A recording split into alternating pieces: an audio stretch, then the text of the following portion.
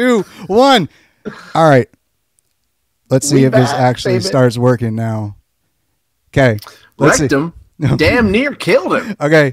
So, yeah, all right, cool. So maybe we were talking the whole time and like, what?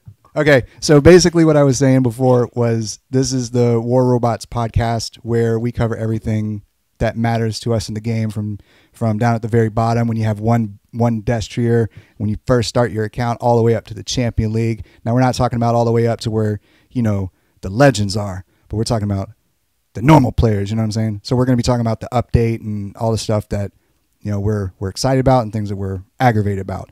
And so that we're doing it live so that, we can get the comments of what you guys are talking about in the chat, and hopefully we can shed some light on some of the things that some of y'all been asking that we haven't had an open forum to actually be able to discuss. So we have Mr. Higgles and Dr. Evil on live.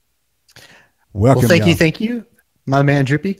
An introduction worthy of some of the best improvisational feats that you're so well known for, and especially our endings to the show. It's good to know that you got beginnings in you too. If you're here with us and you can get onto the beginning of this, great.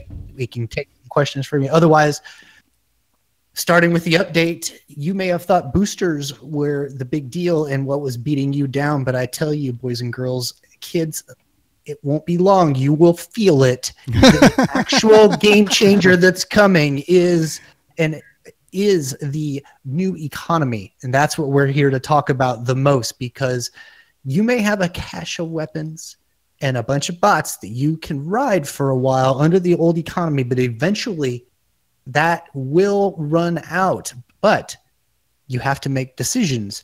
Do I MK2 my old weapons, or do I maybe involve some of the new? And until we see a game-changing weapon or robot come down the pipeline, I really feel as if we're not going to see any rush to upgrade new weaponry of any kind. No one's going to get in a rush to upgrade the new stuff when you've got a pipeline of old stuff that you can MK2. That's just not going to be first on everybody's list, Drew.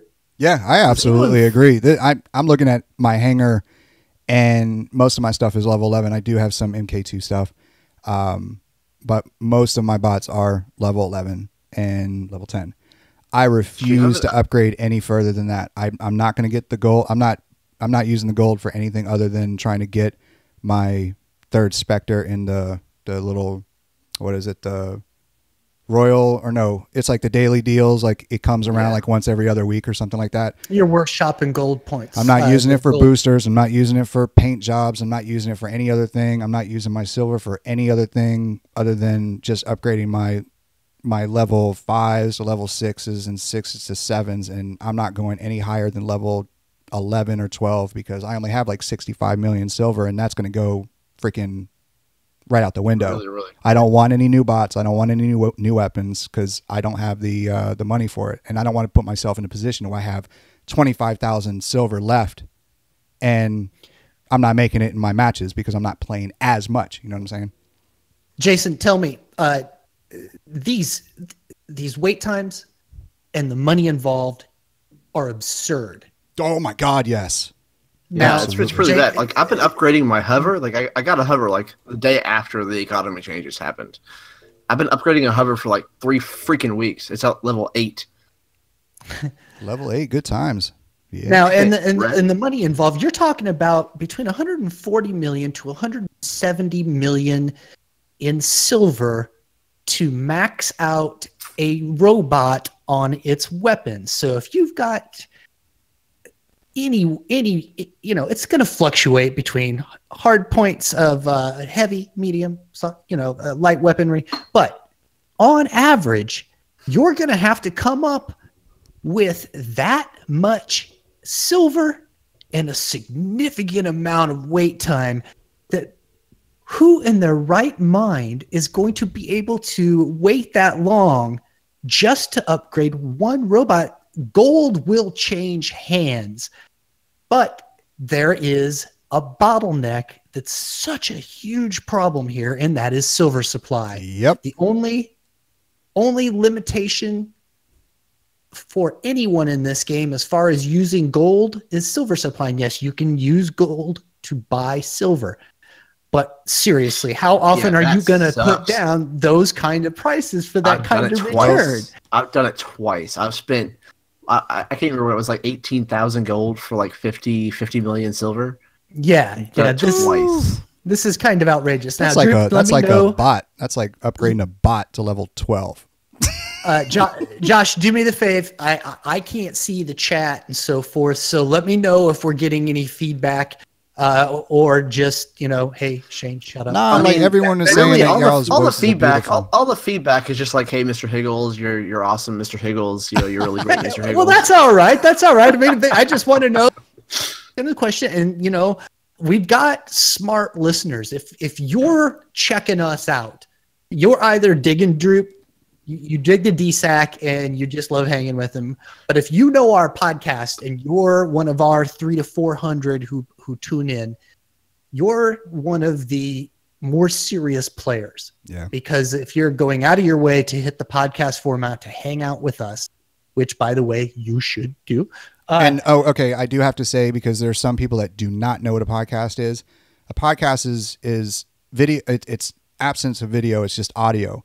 So you can listen and you can ingest the information wherever you are, on the or subway, on a train, in an airplane, walking down the street, maybe even sitting on the toilet like some of y'all be playing. You can listening to the podcast. You can stream these items, or you can download them directly. iTunes has a direct app. About 70% of our listeners are on iOS, which is very understandable. We interact with mostly iOS players. It sucks that we this is the commercial part of the podcast. That we can't cross format, because think of the player pool. If we could cross platform, but Apple did say that. Didn't Apple say that the podcast native app is going to be on Android devices soon? Yes, but I'm talking about gameplay, man. Oh, okay. I see what you're saying. Cross-platform with these guys. They're never going to do it. They're never going to do it. Well, I think that sucks the big one. But if you think about it, that's a good thing, because of all the BS that people were talking about. You had the emulators. That's because of the open platform. And they can bust into there. That's a pro for us. You got me. There's tons of great reasons. But anyway. I would get so mad at knowing that I'm on a phone and then knowing that I'm potentially playing against people that are using freaking controllers. I'll be like, hell nah, fool. That guy got me in the forehead. He got his laser beam right on my forehead. I'm like, hell, that's accuracy. At the very least, though, you guys, wouldn't it just be great to have Android playing together so that there's a better player pool? And you don't have, game times would be that much shorter, and the could be. Yep. Oh yeah, that's a good point. That's a good point too. That Kick brings up is a lot of the hackers are on Android. Well, that's because of the hacking's not as bad as it used to be. That's the open platform, and that's the big difference between these two devices. Is the open platform of Google Play compared to the closed system of iOS, and staying away from trying to debate all of that, it just bites ass that these two player pools can't be together, because you're talking about not having the problem of somebody with a controller and so forth. We're talking about just people on their phones. But I digress. We shall leave that. But because I moved it. Yeah. My wife already tells me to get off the phone enough as it is already. Right. So as we move forward then, and we are entering this new economy, we're hoping that there is the influx of new players, and if there is a nice influx of new players, a wave of slower advancing individuals may inundate the lower level for a while if they have a difficulty, as our friend Looney pointed out so nicely, that he feels as though this economy is going to create a slow advancement through the leagues for newer players, especially. Well, and it really he may be onto depends. something. I think it really depends though on how much they play because, I mean, I was literally just talking to Adrian, and he earned 51 million silver today, as of like an hour ago. So like if they're really playing, really grinding, they can make up the gold and silver enough to start power leveling stuff. But that seems, I mean, that's some serious playing right there. That seems to be the go-to spin from Pixonic, is that this system rewards people who play a lot, and they have an excellent point. They and really in squads. But yes, not solo play. I really just, how do you spin the time demand that they're asking the players to dedicate towards leveling of weaponry? Please, anyone out there, explain this to me. I'm here. Teach me. Okay, so Looney, the boosters, the resource boosters, and I'm definitely for the resource boosters, not the damage. I'm not. No, don't let me get off the discussion of the economy changes, but the boosters, I disagree with the implementation of the attack and the defense boosters, and I disagree with MK2. So with these attack boosters and these damage boosters, that basically puts people at MK3. So the people that are MK1, doesn't matter what level, 12 all the way down to 1, you're not going to be able to last to get the silver and stuff for you to be able to upgrade your own stuff, especially if you're running solo like your boy does all the time. Yes, crazy spawn. Like only upgrading one thing at a time sucks so bad. Absolutely. Now tell me, Josh, have we anybody jump on to pay attention to us yet? Oh, yeah. 24 people watching. We got people typing crazy. I was a little interested because I can't see my screen, and I was just wondering if anybody was hanging with us. Yeah. I would very much like to take the opportunity then to put forth a new idea for Discord and learn and debate with us here as a group of friends that we are. We've often talked about War Robots 1.0, where you can trace that back. It's the rules and the old engagement style that's revered by the OG, and for very wonderful reasons. If you go on Ancestry.com, you can trace it back to your grandfather's grandfather playing War Now, Robots do you have 1.0. to sign up for that one, or do they just give you that in the free portion? No, that's the free portion, but after a month free trial, it's $60 a month. Hot damn. So then that's pretty much everything pre-dash. Everything pre-dash is pretty much... And now the big boy on the block was the Ancelot at the time, and that was of great controversy at the time, just as much as we have on any subject today. But then after Dash, and then up until I am going to present the idea of this point, we now have War Robots 2.0, and we can draw a line in our timeline and consider that the economy changes are the beginning of War Robots 3.0. Okay, can I stop this real quick? Because remember that conversation that we had, a personal conversation behind Discord closed doors about what we think the most appropriate thing would be for the direction of this game, which was all of the old meta be one app, one version, and then all the new stuff, the dash on to what we have currently being in another kind of app. In the timeline that I just suggested. Man, I'm telling you, boy, because nothing old is relevant anymore. Nothing in Champion League. It's not competitive. We are going to find out, because hopefully in the next few days I'll be posting a video using classic stuff, completely leveled up. And I want to know, like, if you've spent time leveling all this old stuff up, how does that do in the highest league? It doesn't do. Like, patent spirals. We'll find out, bitch. Now, if I may at this point interject that, I know many of our listeners are going to be saying, because many of our listeners are very good players, they're going to be saying, man, it doesn't matter. Put it in my hands and I'll prove to you that it wrecks. And I'll say to you, Lord Nikon and other players, Nutzi and Yags and Adrian and Stu, you're exactly right. You are an amazing player. And I know that any weapon in the game and any bot in your hands is lethal as all get out. I know that and I know when I'm playing to fear you, no matter what. But for the average player, and the average player is such a neat little connotation to consider right now, because the average player's average has gone down considerably. I'm sure you've all noticed when you've been checking out other players, some of that's King of the Hill, because King of the Hill will mess with your average if you do 5 games of King of Hill in the row. And I will say, I got 14 King of the Hills in a row last week. It drove me crazy. 14. And the only reason I am able to count that is because I've been doing some recording. And some math. We're proud of And you, a buddy. lot of math, a lot of spreadsheets. Yes. And math is something that's going on in my head when I'm sleeping.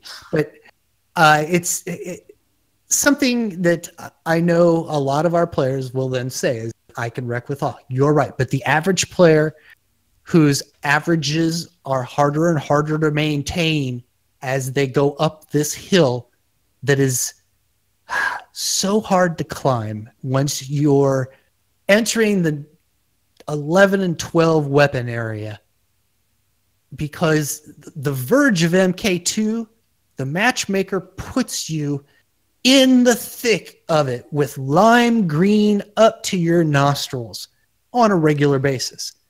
A formidable hill to climb, of which many of our listeners have, over the past several months, found out about. They're trying their hardest to become lime green. I don't even care about lime green right now. Neither do I. But how do those players end up getting or staying in? So if the power of the person's hanger and the weapons are such a major factor, how are players that are in the lower leagues? I'm talking about like gold, like the tanker leagues, like not the tanker leagues, but the players that have tanked down to those leagues. How do they stay so low and not get back up to Champion League where they're supposed to be? Because majority of the players that are in Champion League have MK2 or have a good percentage of the ratio to bot. The bot non-MK2 to MK2 ratio is, it's a lot different than the lower leagues. You know what I'm saying? Yeah. Well, the 9 to 11 compared to 11 to 14 is just such a huge difference. It's as you were just saying. How do they stay down there? One of the tools in their toolbox to do so, Josh, is the multiple hanger. The multiple hanger. They have a second hanger that isn't quite as strong, or isn't quite, it might be a couple of levels underneath and they can still play, but they're going to go down and be minus 22 many games in a row if they need to. Which is what frustrates me, because those players, because the matchmaking isn't taking into account the hanger strength like the old matchmaking did. Yes. Which is the most infuriating variable. We need a hybrid. There has to be a hybrid. How can there not be a meeting of the two systems? It makes sense. They've already taken pieces of the two systems in the upgrade cycle and purchasing cycle. They've already implemented these atrocities that are just going to ensure, I guess, that extramarital type affairs are going to have to, in the form of people are going to buy gold, they're going to rush things. That's what's going to happen. They're going to get to where they're going to get antsy, and that's just what's going to happen. Gold and silver are going to have a bottleneck because you're going to rush an upgrade, but yet before you know it, 40 million for an upgrade will come and bite you on the ass, and that rushed upgrade now becomes wasted time. So I do have to say, to clarify, the older bots, I'm going to say the older bots from before Dash is what I'm referring to as far as ineffective. 1.0? Something. it's just silver for the red team. The weapons, on the other hand, I would contend that it would be the Orkin, the Tehran, Punisher, light Punisher, medium, and I wouldn't even say plasma, the Magnum. What else would you guys say that would be a relatively strong transition from the 1.0 to 2.0 that would still be relevant in today's meta of the weapons? Well, most of them are. What, I would of say. the old stuff? No. You said no. I'm talking about the old stuff. I'm talking about 1.0 before Dash came out. 1.0. Dude, I gotta be honest. Dash. I'm totally lost for what. No, I understand what you mean. So if we're talking 1.0, 2.0, and then this is the beginning of 3.0. You know, so pre-Dash is 1.0, old school, OG. Now, you're probably going to be able to say the Punisher is very, very viable, especially now that the Avenger can complement it on certain areas. But if you're just going straight up Punisher like on Griffins, they still work very well. It's just if you take 5 bots with Punishers and put them up against 5 bots with Shock Trains, there's an obvious disconnect there. Very big disconnect. So it's not that some of these, I mean, there's some that just don't work. The mullet doesn't work because it's just the mullet doesn't have enough. It's what Looney always says, double the clip. Just double the clip. That's all you got to do. And you've got a great weapon all of a sudden. But yes, shot mechanics have become such an important part of the game that it's pretty much the shot mechanics of those 1.0 weapons compared to the shot mechanics after that are so difficult. I'm still saying, like, I still want those Nash horns, those Kane Days. I want those to like rip through the freaking bot. Like, well, did you see what I did with those MK2 King Days? Those were cool, dude. Bro, they were streamed. They do the exact amount of damage, if I remember correctly, as the MK2 shock trains. But at what? I gotta say, 1,100 meters without the bounce. Without the bounce. No, we're talking about it. It doesn't go through energy shields. It only hits bots that are the squishy bots, the ones that don't have a physical shield, that don't have a energy shield. Well, but there are a lot of specters running around. So yes, the Kang Day at 15. What is it? 15 to 18 second reload is BS. I thought it was 15. BS. Is it? Yeah, 15 seconds. And then the Nash horns. The Nash horns need a buff. Bad. Well, they always had that reload mechanic. They were faster than the King Days. Yeah, but they were just put on the back burner because they didn't matter. Because all the stuff was going to go towards energy weapons. The shock train, the frickin' Redeemer, all the new stuff that's all energy weapons. You know what I'm saying? Because there's no way they're going to do it. It's just it's not because it's going to give not to shoot you down. It's just it's unfortunate because there's no way to do it. You would have an upper hand on the shock train Spectre. So on that very subject, the mechanics of the shock train are definitely about to change. Is that not correct? The firing, the aiming, targeting mechanic is going to be different. I don't think it's going to be nerfed. I think it is a nerf for most players that don't know how to quickly. And this is the bullshit. Child, please. I'm sorry. The BS that really annoys me about this whole thing is that the players that are going to be not so happy about this change are going to be people that can't switch targets fast and they don't know how to use that target lock mechanism. With that wonderful target button that is so I know how to use it. You know how to use it. But what ends up happening is you have someone who's 50 meters in front of you that you are actively engaging. Let's say that the algorithm is saying, man, we know exactly what this player is doing. He is engaging the 50-meter player, but when you go in target lock, it goes from that 50-meter player to the 629-meter player to the 410-meter player to the 700 and something player back to the 50-meter player. Why does it'll cycle through everybody first? And it's like there's no logical. You're dead. It's counterclockwise almost. It goes absolute opposite. So the shock train Spectres, the shock train mechanic, excuse me, the shock train mechanics is that you have to manually target lock like that you would be using on a Treb or a Gecko. You have to be, your crosshairs have to be on the target in order for you to fire. Now, the mechanics in which you're speaking, Droopy, I have an explanation for that I did find out online. Holler at your boy. Your crosshairs, when you do hit the target button, all right, and you'll notice sometimes it doesn't switch target. If you have persons engaged in front of you, but your crosshairs are very much to the right, quite a bit to the right. Yeah. Even within the brackets, your right and left brackets. But if you get that bad boy, somebody right off to your left, and you start veering right, if your crosshairs are off to the right, and you hit the target lock, it will not lock on to that guy. It's not just locking on to somebody who's closest to you. It's locking on to somebody who's, first of all, close to your crosshairs. There is an imaginary distance on either side of your crosshairs, which allows your target lock to work.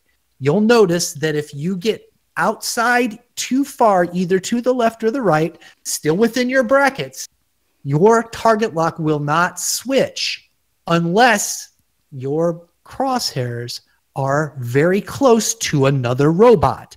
So proximity to your opaque crosshairs are very important to the mechanism that chooses the target lock.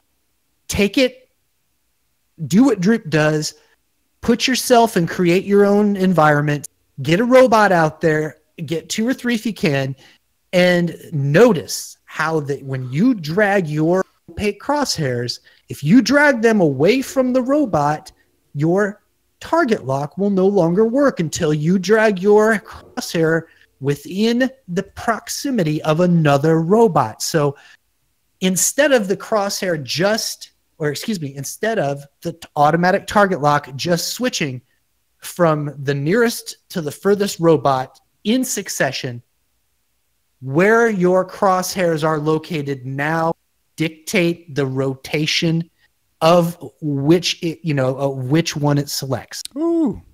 Wing said next will be the heavy version of Shock Train. Boy, hell no. Dude. That's the flux. That's when you take a long, hard look at your life and go, where the hell am I at now? That flux is crazy weapon. Kids, a heavy scourge? No, that's called a Zeus. Nah, man, we're talking. No, how many cells Zeus are in a scourge? But how many cells are in a scourge?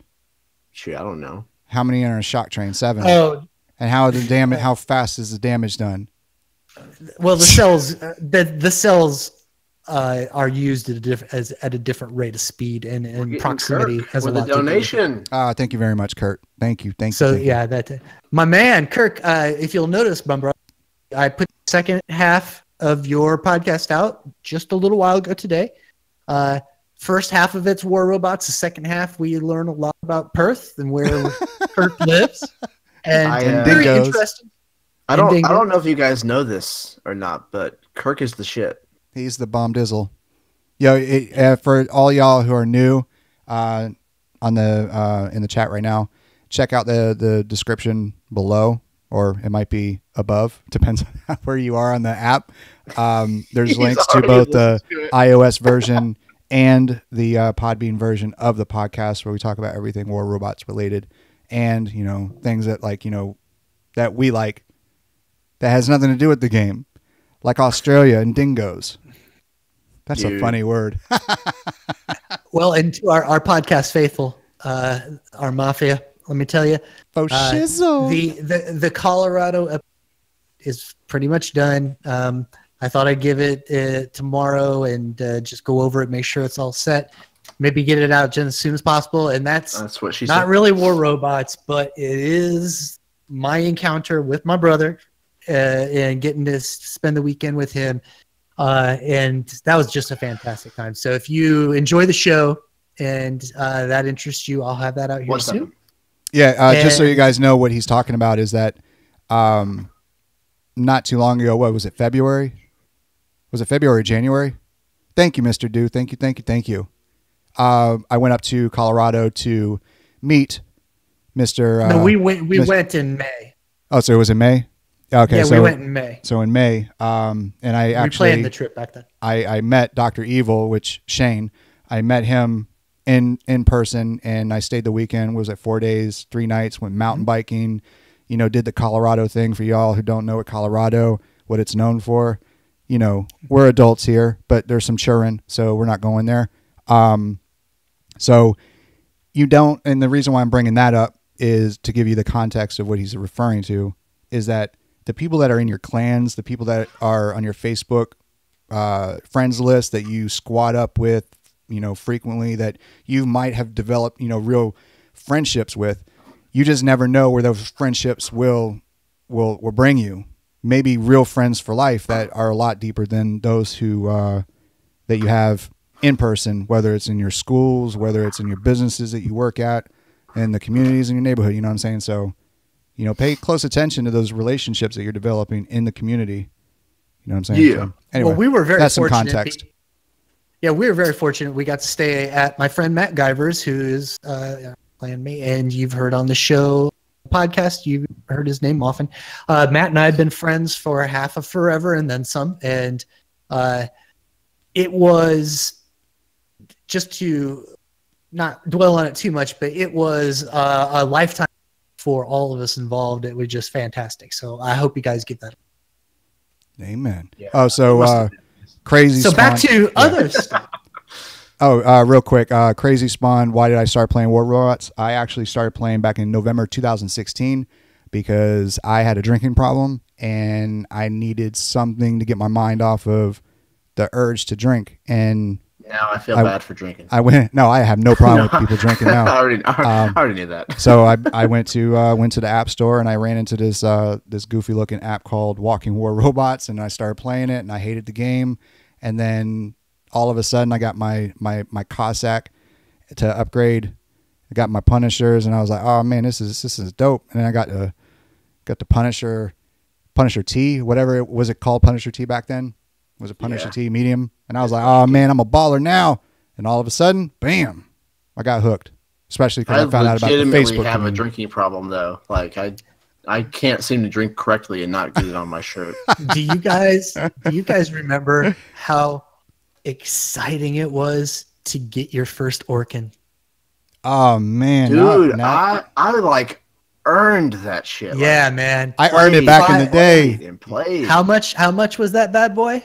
That was 1,500 gold. 1,500 gold, baby. Yep. 1,500. Now gold. I win them like every fourth week in the Gold Diamond League that I'm in on my second account. Like how the heck am I? I only bought 2 of them. I have 7 of them now. And I remember like level 5 though. Level 5.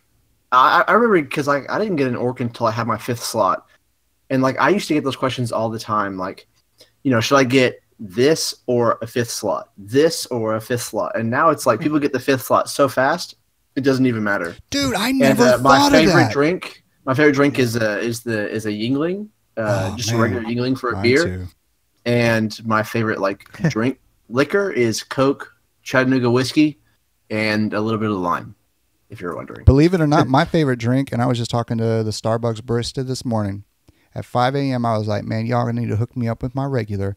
And she says, well, what's your regular? And I said, girl, you do not know me. You need to get James from the other side of this counter because he knows exactly what my drink is. Oh, yes, good sir. No, because she was new. And James was like, I got this. And so he rang it up and he says, this guy right here always likes the Nitro Cascara cold brew, cold foam cold brew or whatever it is. It's like 11 shots of espresso where you see noises and you have that that foam at the top, and they put flavored salt or something like that on top of the foam, and when you sip it you get that like milk mustache a little bit, and then you swallow it down, you're like, it tastes just like a damn Yingling.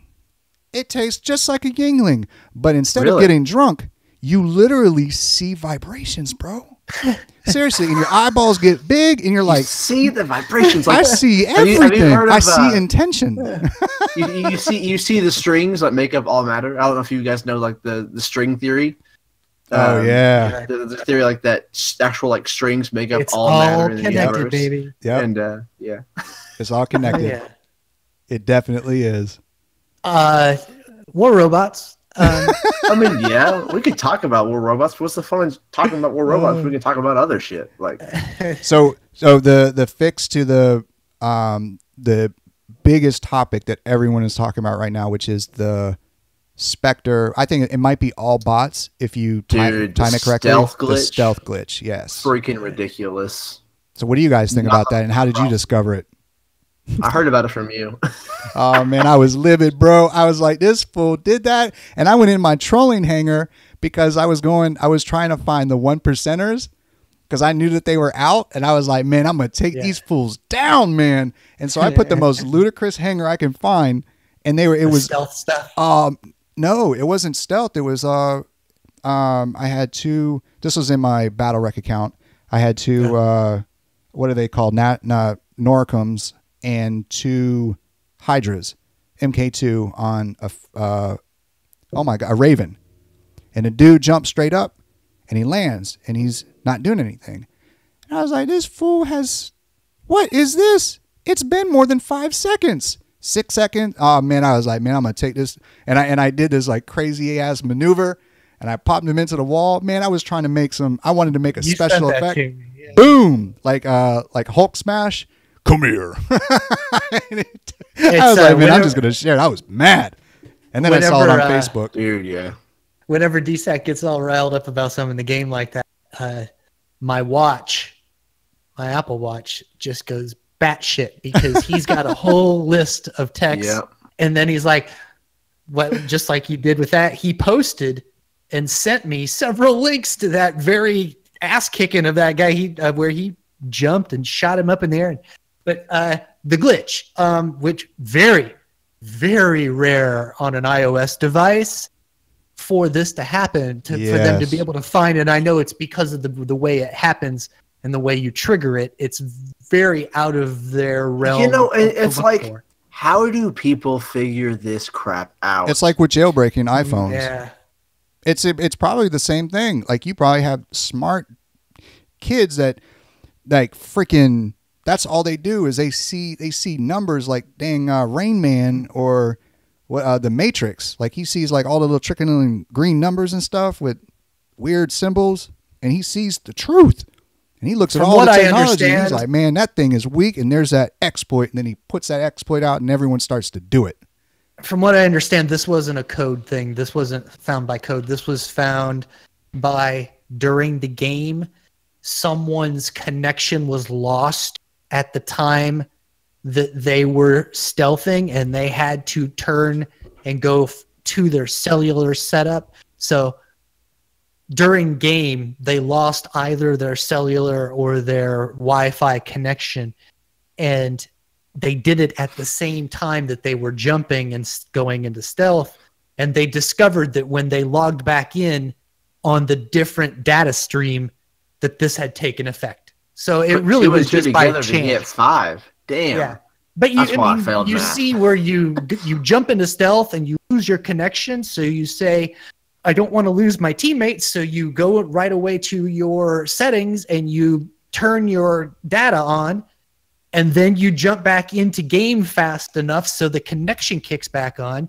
So I very much could see how it was done by happenstance. It just came along, and someone said, oh my gosh, when you do that, you stay in stealth. And it's you know, it's funny.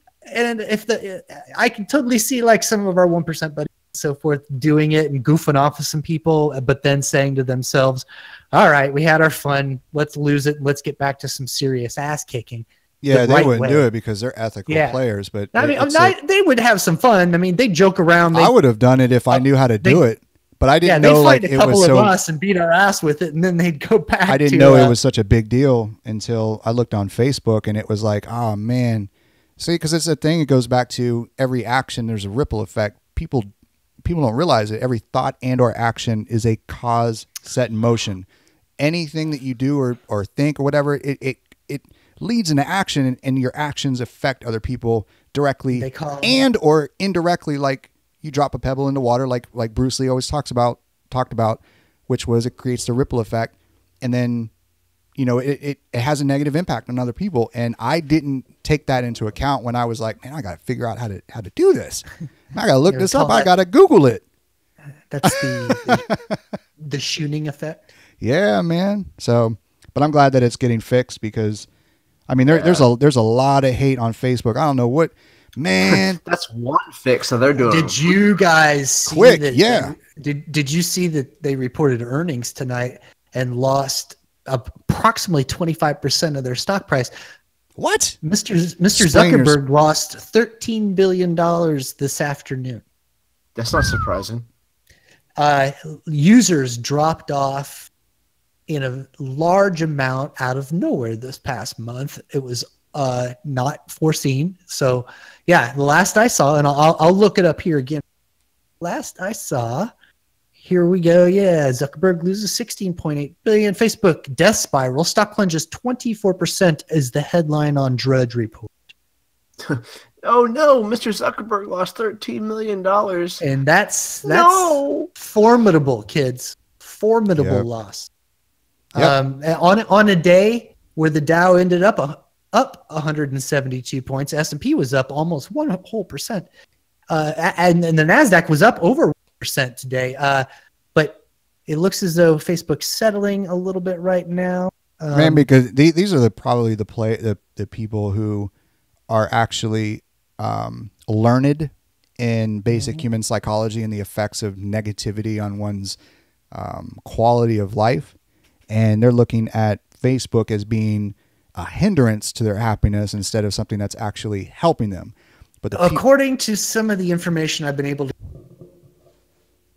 some of it is just style. The kids don't see Facebook in the same light as adults do as far as being the cool way to share information.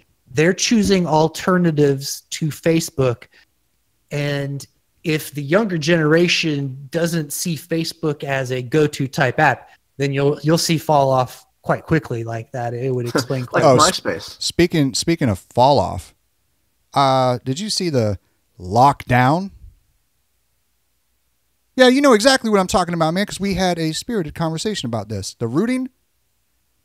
You just reminded me of the update coming for iOS, which y'all Android folk dealing with that now. Or you saw on Manny's live stream today, dude was locking people down like, boy, he was going for their pockets or something, man. You think that we've spoken in the past about like Beatsy's harassment hanger and your bullshit weapons that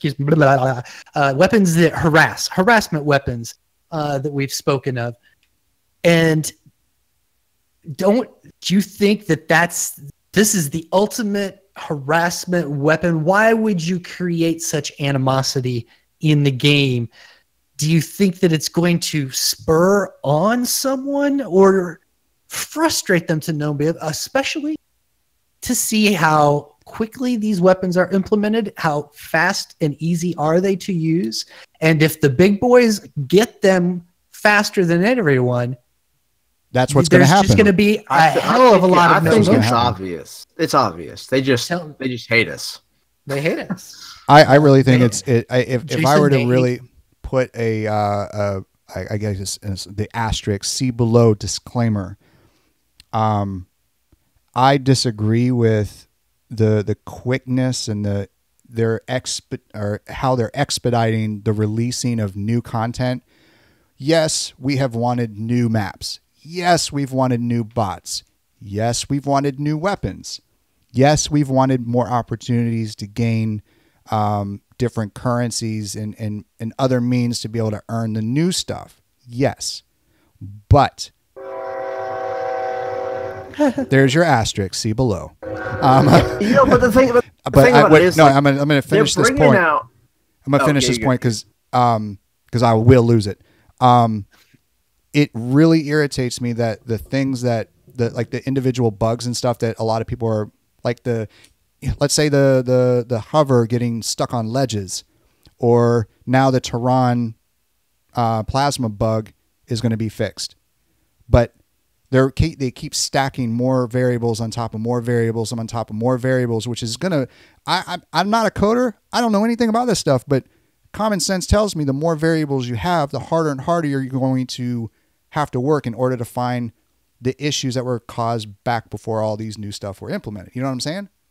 Yeah. Fix the new stuff. It won't help. Or fix the old stuff. Excuse me. Yeah, it won't help the latency of the game. That's for sure. Unless the coding is done pristinely. But Yeah. I'm more interested now, as far as when you're talking about fix that kind of stuff. I'm more interested in the rumblings I'm hearing that there are big things on the horizon, and that there are things that we just need to sit back and hold on, because there are things that are going to be just things we're going to be so excited about coming soon. And I'm hearing that these are little rumors from our, let's not use any direct names, but our famous YouTubers and so forth. Some of them have traveled lately. And I'm hearing rumors that big things are coming down the pipeline, and that is mostly influence from the transition to a new software development team, and that this will be an implementation of the new Outlook is what I'm getting. Mm-hmm. But Yeah. I'm not getting anything other than a carrot right now. A little bit of a dangle of a carrot. I mean, we've heard about a few things like Workshop 2.0, which was said to come out during the summer, and we don't have much time left before summer's over. So, my phone. That was like 11 text messages from your wife. Yeah. Get off the dang computer. Oh my god! Ding, No, ding, ding, Like, ding, I'm ding. really curious to see how Workshop 2.0 comes and all that kind of stuff, and they've promised it in the summertime. So I'm really I'm curious. sure What is Workshop- Workshop 2.0? What is that? But to kind of like, they haven't really discussed it. It's But it's the same thing as the reload button. It's non-freaking existent. Yeah, well, but to keep, Sonic, are you what's going on in listening? the chat? What's going on in the chat is like they keep going. Big Sonic is all about money, money, money. Well, I mean, of course they're going to be about money. They're a business. That comes with the Oh territory my of gosh! being a business. Yeah. But if they really only cared about money, they wouldn't have lowered the prices of the robots like they did. So, I mean, I do think they're trying at least a little bit, but I do still think that they're a little bit. They're going about it the wrong way. I mean, But it's yeah, just the they wrong totally way. screwed the pooch on the teeter-totter. The teeter-totter Okay. they tried to with was, okay, we're going to give you the robots much easier because you're complaining that you're not able to get the bots and weapons you want. So we're going to make them much easier for you to get. But we just can't allow you to run amok. So we're going to try to control things, which was the title of our last show last year. They're going to insert more chaos in which to control the original chaos that there was. They've inserted longer wait times and more silver to try to balance out the chaos that would be interjected by too many bots being gotten too easily.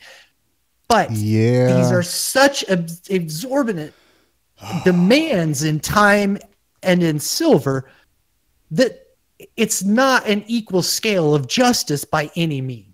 I don't think it's just the Russian way. I think it's just the genre of games. Not even the genre. It's just like games in general. The pay to play market in games is just really bad. It's just the way of the world. It is. I think that beating you on the head is going to make you pay to not get beaten so hard. Yeah.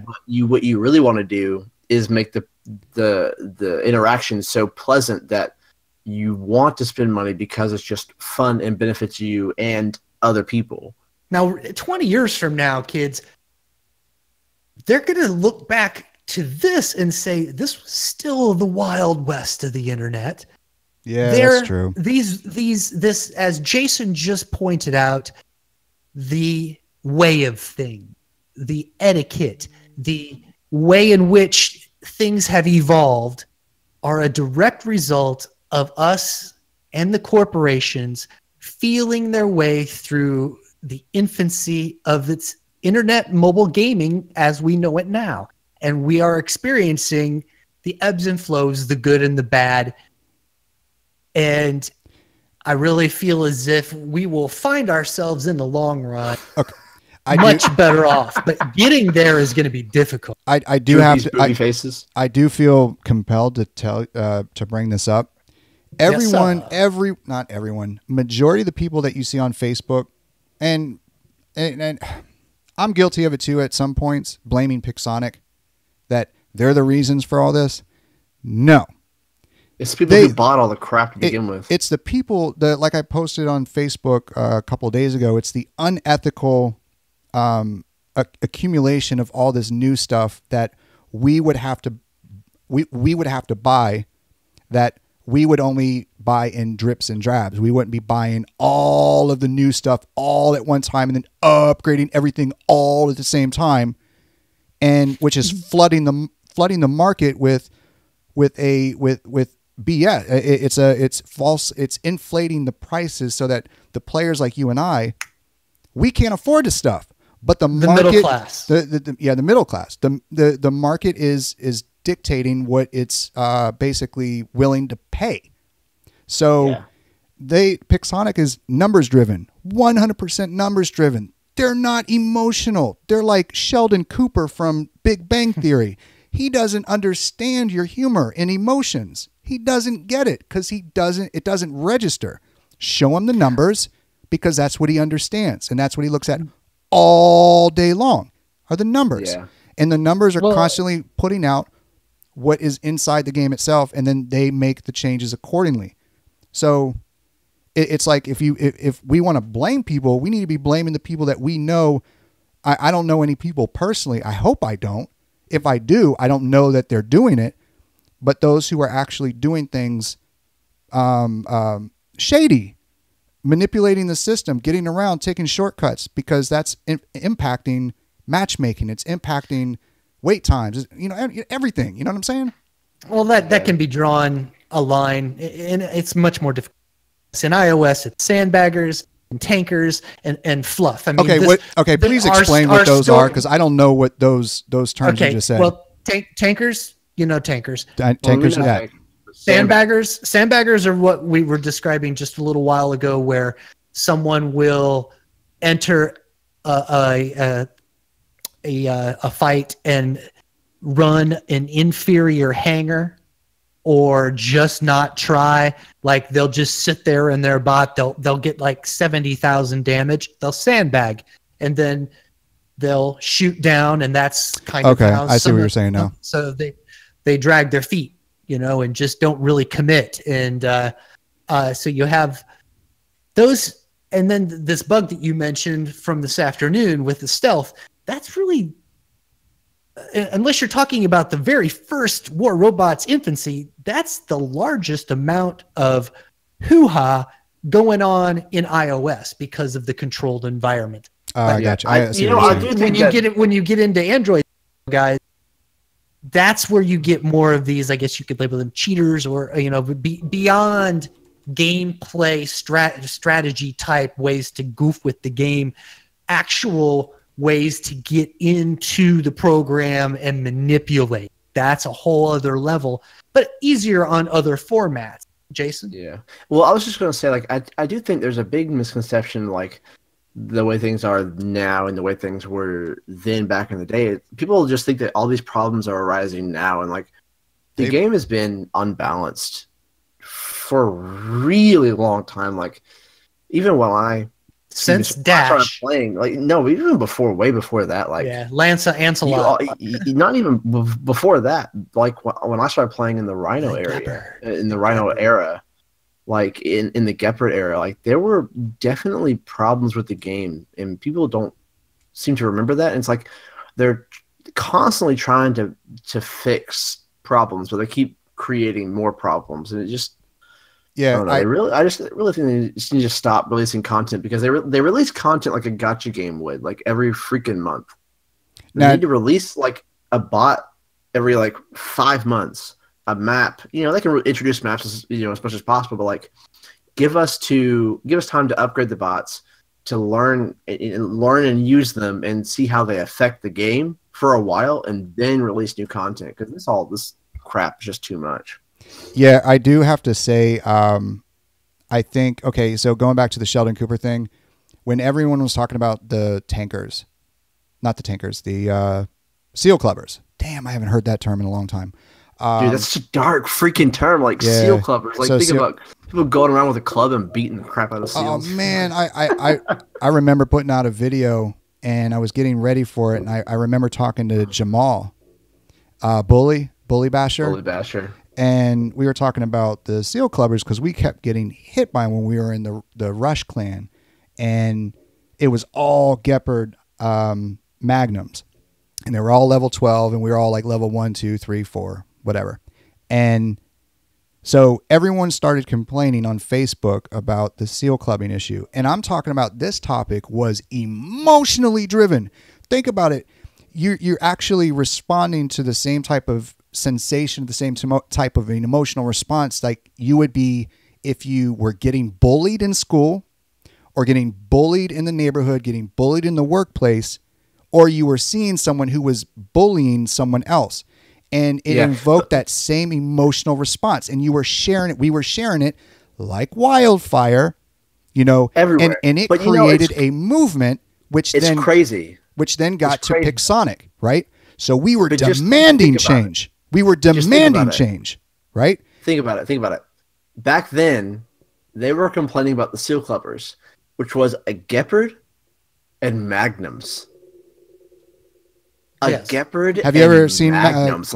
Oh my god! Like a Gepard. Like, I would flick that away with my thumb at this point in the game right now. How crazy is that? Yeah. So this is an emotional argument, and we were so as a community, we were so adamant about getting this taken care of because we were going to leave the game if it wasn't fixed. We were so angry. We were so angry. So what did Pixonic do? No matter what you ran, they just destroyed you. So what did Pixonic do? They worked their asses off to create the ELO system, or to implement the ELO system. Now, what do we have now? All I'm saying is be careful what you wish for and hope for, because it will be done. But the consequences you also have to deal with, whatever those consequences are. And the consequences are currently, now I'm not a smart person when it comes to this kind of stuff. All I'm doing is I'm picking up what other people are saying and I'm just regurgitating it. It's that freaking lack of balance with hanger strength being part of the variable to matching players against other players. It doesn't matter what your hanger is. If you're in a league because you got there unethically or you got there ethically, it doesn't matter what your hanger strength is. Evil? It's often been said, and we've often said it, you've got game changer after game changer after game changer. Change is this game. That is, if you're looking for it to ever be static, that was War Robots 1.0, and it still wasn't that static. The one thing you could count on were the types of the mechanics of the weapons all seem to follow one leader, one overall amalgamation of all the weapons were repeated engagement. And then now we've got fast kill, incredible weapons that discharge all damage at once. And not just a few weapons, that is the way of things. And when you take, now this afternoon, Droop, you were talking about on your stream of, you were asking people, please tell me, how can we make a way to quantify the effectiveness of some of these weapons? Because you were comparing the effectiveness of especially these kinetic weapons. You are very much a protagonist for the Thunder being buffed. And dude, it needs buffed so bad. Even the Gust is better. So he was comparing the Storm, the Gust, and the Thunder, and the percentage of just hits. And it turned out that 30-some% was the average for the Thunder, and when you take all the distance, and the Storm had a certain average, and the Gust had a certain average. But if you take a few, I think, key things, Droop, you can really come up with a variable that I like to call potency. If you're going to take a weapon like the Thunder and compare it to the Storm, and so that overall you can compare it to shock trains and other weapons that kill so quickly, then you take a certain time slot, like 10 seconds, 20 seconds. You know, most engagements are 2-shot engagements when you're talking shock trains. That takes approximately, 12 to 15 seconds to fully commit and have done, right? 1 shot, a full reload, and then another shot, correct? So approximately 15 seconds for that to happen on a shock train. What is it, 7-second reload? I think it's, what is it? For a full reload. The full reload of a shock train. Yeah. And okay, so if you shoot it, reload it, and then shoot it again, so that's 2 shots, and that usually kills a lot of dudes. That 2 shots from the shock train, right? Okay, so that takes place in about 15 seconds. So you take how effective and how much damage you can do with the Thunder, the Storm, and the Gust in 15 seconds also. And you compare the two of those, and you call that the weapon's potency. Okay. Because I think the shock train is now your baseline, because it kills kind of the quickest, but most weapons that are coming out are weapons that kill almost as quickly, and they discharge all their damage at once. I think they kill quicker. Like, the thing that about the shock train that's so deadly is not the damage that it does up front, but the ricochet damage. Like, sure, that's where it comes into play. Like, shock trains wouldn't bother me nearly as much if it wasn't for the freaking ricochet. Like, so if you're talking even when adding in the ricochet, like Jay suggesting, which is a variable that even rams this argument home even more, is that you can do a certain amount of damage with a shock train. Like, you can kill a robot in 15 seconds, an engagement of 2 shots. So let's use that as our baseline, and we're going to call that, if you know how potent a weapon is. If your Thunder in the same 15 seconds can only do 50% of the damage, then it's 50% less potent. Okay. So that's what I'm thinking, that you can use potency as the amount of time it takes to just take down a robot in normal higher level. And usually 2 shots, 15 seconds is it. Yeah, with the older bots, like what was it, the Wing Zero, the Carnage. I mean, I was running my level 10 Carnage, and I got hit with one Spectre shock train, and that was MK2, and I think I had 1,000 HP left, or something like that, or 2,000, or something ridiculous. It might have been 10,000. I don't know, but I was just like, "Are you serious? Like, what does that say?" Because they know that those bots are so underpowered. They know it. And the Ansel shield is ridiculously weak. It's 91,000 HP or something like that, which is one salvo. Yeah. Of like anything.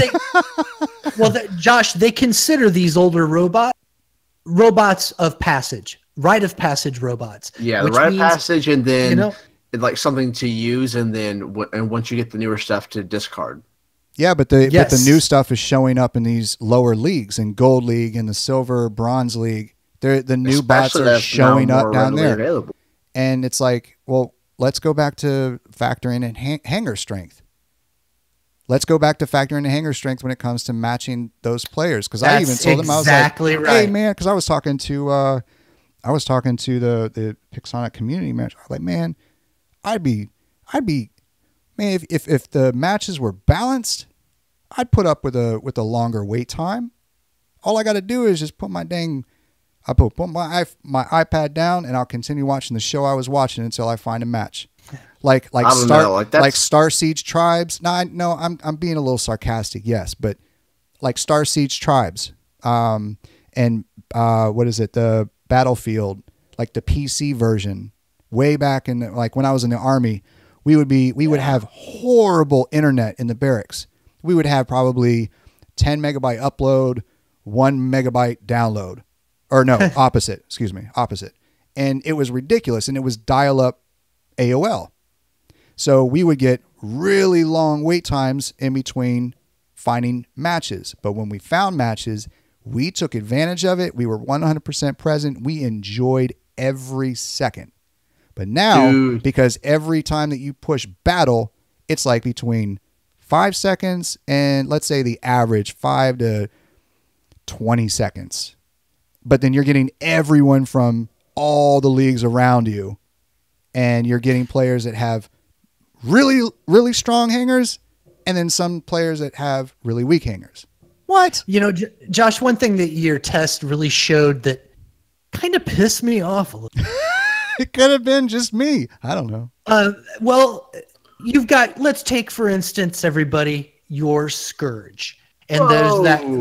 Oh, the man. Damn, Very Krishna. nice. What's up, Krishna. bro? Consider adding someone from What's Android. the exchange rate? What's the exchange rate on the 300 of that? I have no idea. I don't even know anything other than Well, it's dollars. impressive any way you cut it, You are buddy. absolutely amazing. Yeah. Thank you. You're absolutely amazing. Yeah, thanks. The Android. That's actually a good point. What he said? Well, what I wanted to ask you then, Josh, is that it really kind of pissed me off is when I was looking at your chart of all your kinetic weapons you'd used and their accuracy. If you've got your Scourge, there's this beautiful little chart that shows you that the closer you get, the ramped up you get on damage. It's just the steady, beautiful chart you can see in this wonderful line.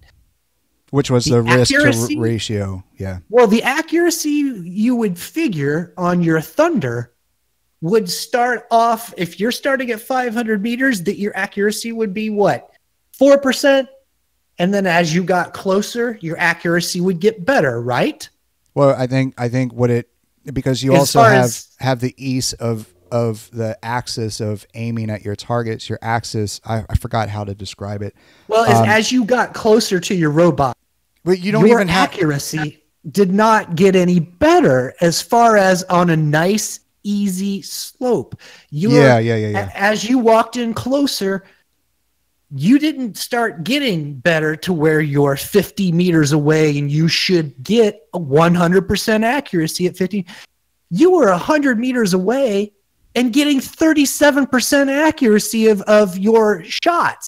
There was, I think what it was, I cannot remember verbatim, but it was, instead of looking at it for the damage output and the accuracy of all of the projectiles being ejected from the Thunder, looking at it as the time in between, because I remember I told you when within the video editing in Final Cut Pro, I haven't figured out, maybe you guys out there know how I can do this. I'm trying to be able to put in like a time code or timestamp that I can mark point A, or point, hold on, maybe this one, point A and point B, and showing the distance or the amount of time in between the 2 points, to where I can say the moment I fired the shot here and how much time it took for the rounds to hit the target, or in between each shot fired, because with the Thunder there was too much space in between the firing. So what is it, 8 rounds or something like that, or 5 rounds?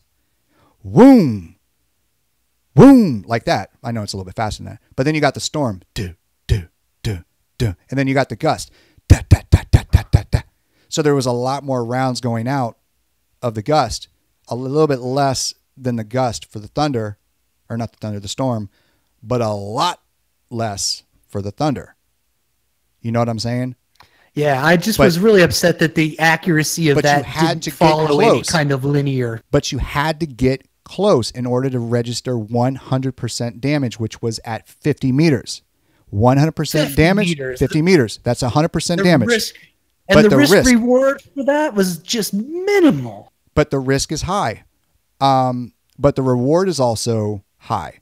But when you talk about minimal, in champion, though, when you talk about that Thunder, right? But you're talking about in Champion League about that Thunder. But in Champion League, you can't get that close to anyone unless you have the upper hand and sneaking up on somebody. Stealth. Because you can't get that close when you're having anything lower than MK1 level 12, because you're changing your playing style, because you're a little bit more conservative with your aggression, because you know that you can't last long in a trade-off with MK2 players.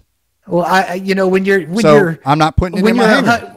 Well, when you're 100 meters and you're only getting 37% accuracy and you're locked on and dead on target, that's just because of the spread pattern. I mean, okay, so Josh, maybe they don't need to actually buff it as much as they need to really just do a better job with the spread pattern and making it not so damn pissy. I mean, it's not accurate and it's not representative of actual physics.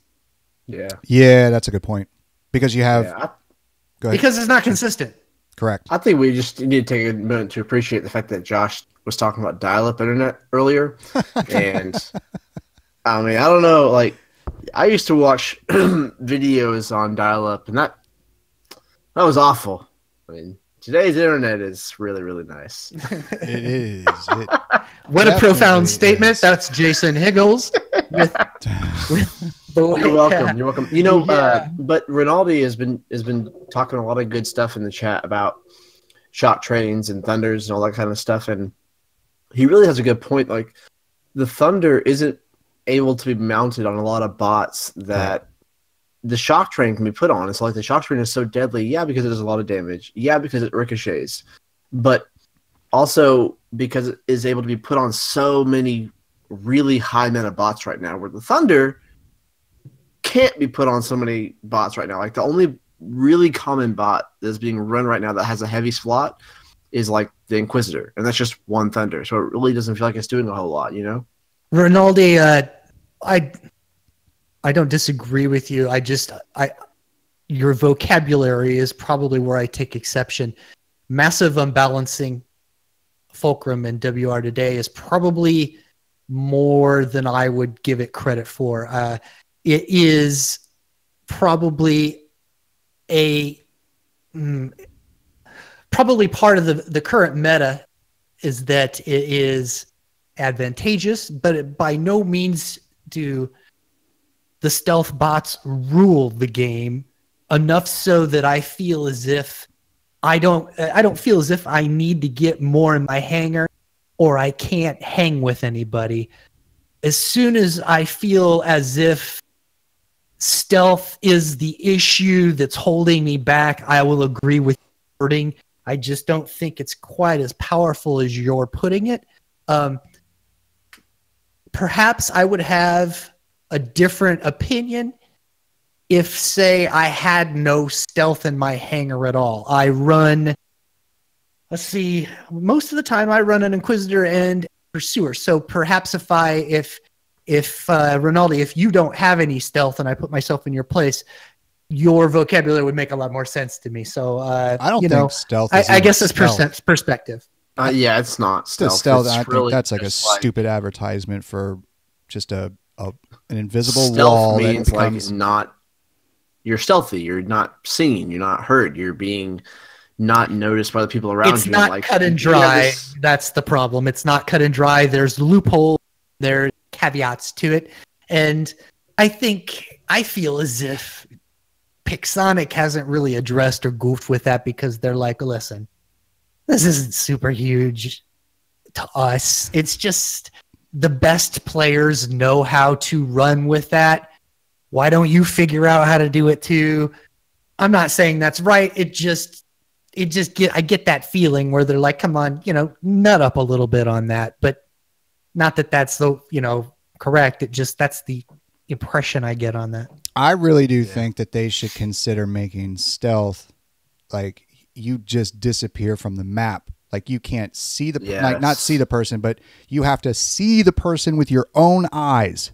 Oh, wouldn't it be so bad freaking ass if they went all pixelated like in Predator?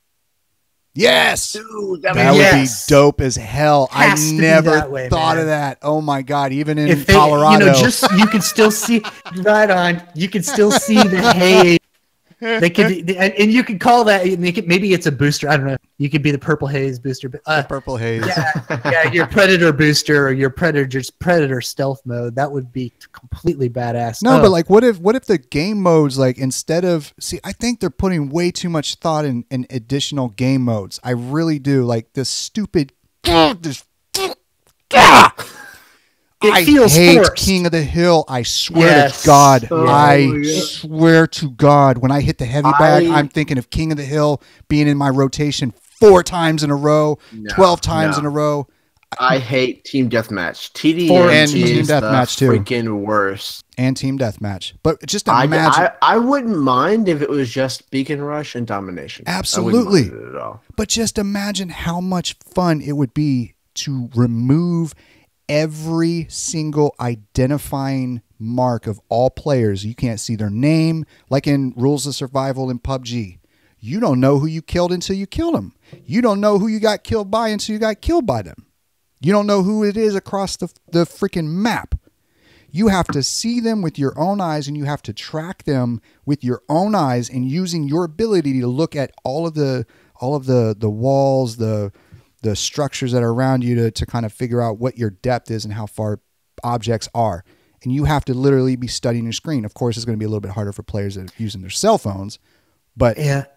Go ahead. Okay, so you got me thinking on that, and this is not something we haven't brought up before, so I'm not trying to tout this as a new idea, but you're talking about all these game modes because obviously they're going to take the ones everybody likes the best and kind of whittle it down to a couple of game modes, and then introduce a couple here and there. They want to keep things fresh. It's, they don't want your girlfriend to get stale or whatever, but my girlfriend's good. If that's the case, then why don't they, instead of doing all these game modes, why don't they take it a step further with the maps we have and make them interactive? Why can't we have building corners crumble? Like if we're corner shooting somebody and it takes a full salvo, after a full salvo, the whole corner just kind of crumbles off to the side. Some of it hits them in their forehead, and then finishes them off. So interactive maps. I mean, if I have to trip over those GD Legos in the canyon, God, that's funny. one more time. Well, if that's interactive, why can't some pieces of the map kind of fall off and chew away? It really makes a difference. That really is something about the experience, in the Matrix, and when they're starting to storm the business area or whatever, and they do all those crazy scenes, all the crazy shooting and everything like that. Like the thing that makes the most to me at the end is not all the shooting. It's like the paneling on the column that falls off after everything. Yep. Like that crap makes a difference. Like after you're done with a huge battle, like the building crumbles. Like that would be so freaking cool. And I need to slip this in. That's what she said. Yeah, thank you. No, wait a minute. That's what he said. Oh yeah. Oh man, shizzle. Does anybody think Trump looks like Chester Cheeto? I was gonna say, well, we all know that projectiles all have color coordinated to what level they are. Like every 5th projectile be a tracer, and that would just be so cool. Boy, that was like in the military. Yeah. Pop, pop, pop. Yeah, I mean, I'd love to see tracers because I think the game needs to evolve as far as these graphics go. When you look at the competition, when you look at Fortnite, when you look at PUBG and all the rest of these, they need to have interactive style maps, or at least the graphics to make them look as if you're not just this really cool graphic robot placed in this randomized background that stays the same. But you do have to admit that the graphics, when you're actually going past the buildings and you're looking at the bots around you, it is leaps and bounds better than when it first started back a couple of years back. It really is like way better. Especially but I believe it's been a year since anything. Like, holy crap! Yeah, I just believe it's been a year since anything's happened there, man. Right, Pedro? I mean, feel me on this. I mean, I don't know. I think that they should just do like what Apple did a while back, where they weren't going to add any bells and whistles to the iOS platform. They were going to just work on the things that were issues, like with the Bluetooth, and they spent that year. Now wait a second. This was like 3 or 4 years ago. Yeah, no, I disagree. I know your phone gets hotter than all bejesus and is ready to just melt right through your fingers. But it is nowhere near running on as efficient of an engine as it could be. I don't know, Knight, do you play like Fortnite or PUBG or any of those? I don't play very much. I can't. My handicap, I just can't keep up with the finger motions.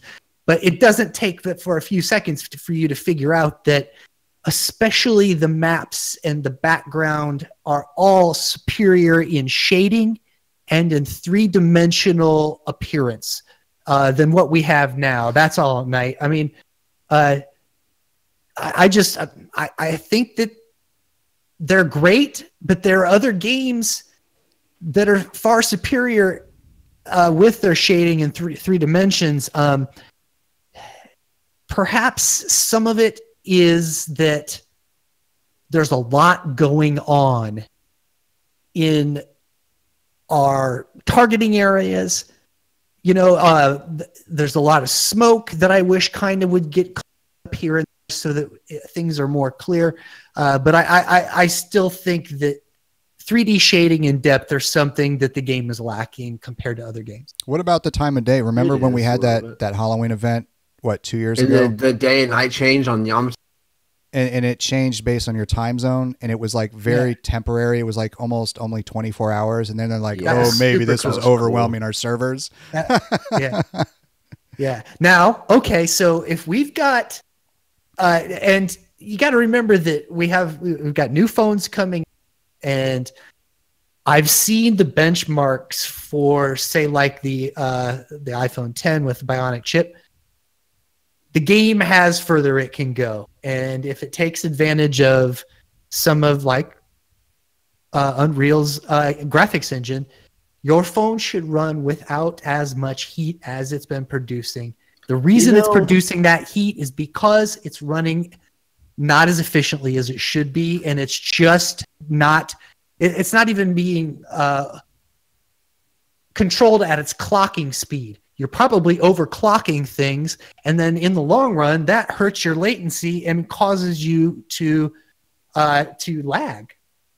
I don't even. My phone doesn't even get that hot. Like I still have an iPhone 6s. My shit gets hot as hell. And it doesn't even get that hot. Like I don't know. I mean, my phone barely works at this point, but that's one thing that it does do well is apparently keep temperature control.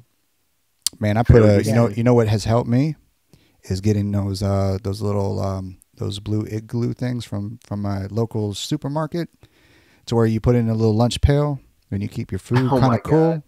And I put that thing right under my phone when I'm like, if I'm playing it on my phone, and I wrap it with a phone tie. I get my wife's phone tie, or not phone tie, hair tie, and I put it nice and snug around my phone. And my thing. I will admit I have done this before. I've never had to do that. I've never had to do that. It's not the easiest thing in the world to do because you have to jockey it all around.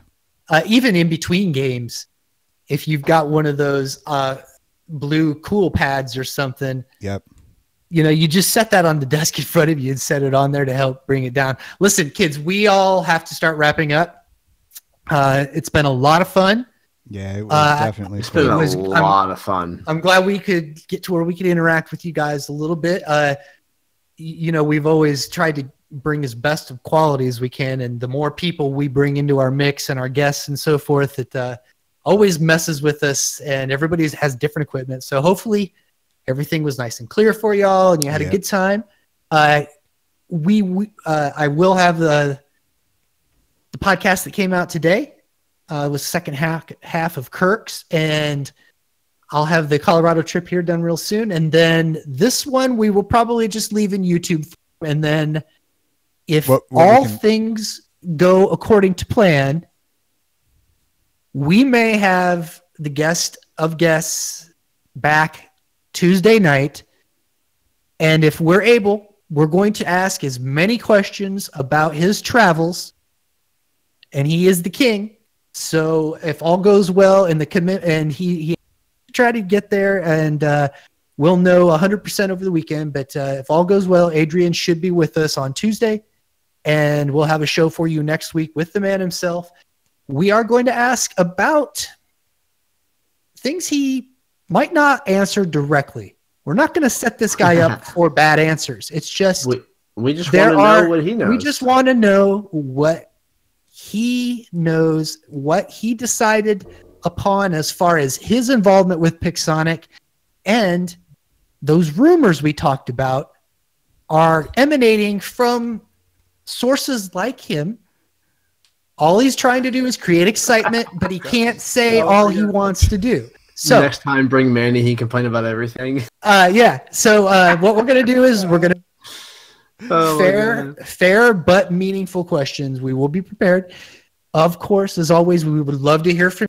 Like to get on the site, and you'd like to give us a little loving and put out some of the things you'd like us to ask Adrian. We'd love to hear from it. We don't just want to corner the guy and say, tell us everything about Russia, but we do think, as the most popular or second most popular now player in the game, that if his involvement with Pixonic is ramping up, that we want to know about it, and we want to know what direction it's going, because as the game goes with these YouTubers, so it goes with us. Yep. Joshua, can you help show us the door? Nah, it's like, I was going to say something about about Manny being salty. I saw a bunch of comments. I was listening to him while I was driving home. Go ahead. I'm not. Nah, he was getting pissed. Like he was getting so angry, and I think he broke his swear jar. I don't think it's even present anymore. I think he threw it against the wall and stomped it with his boots, and then he looked at all the glass, and he was just like, whatever, and then he kicks it into the corner. I'll sweep it up some other day. That's how angry he was. Charles, let me answer this for him. Charles, in subscriptions, it's kind of neck and neck. I believe Adrian made head, but they're both over 100,000 subscriptions, and Manny came on strong the past few months.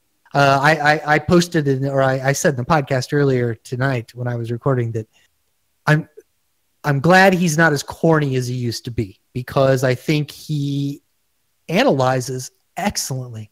Now the cornball routine, I'm glad, is gone. I don't know if y'all heard this audio, because I didn't hear anything that you just said. I didn't hear it. It faded out. Yeah. What, my audio? Yeah. Yeah. That last little part that you said. We are having technical difficulties, but we want to thank everyone for coming out, everyone who donated, everyone who spent time listening to us talk about this amazing, sometimes my wife is calling me. Oh man, I gotta go, man. Y'all are gonna get me evil. We want to thank everybody for coming out and listening to us and replying, and it's been a really, really fun time. Sorry about my thing cutting out there, guys. Definitely.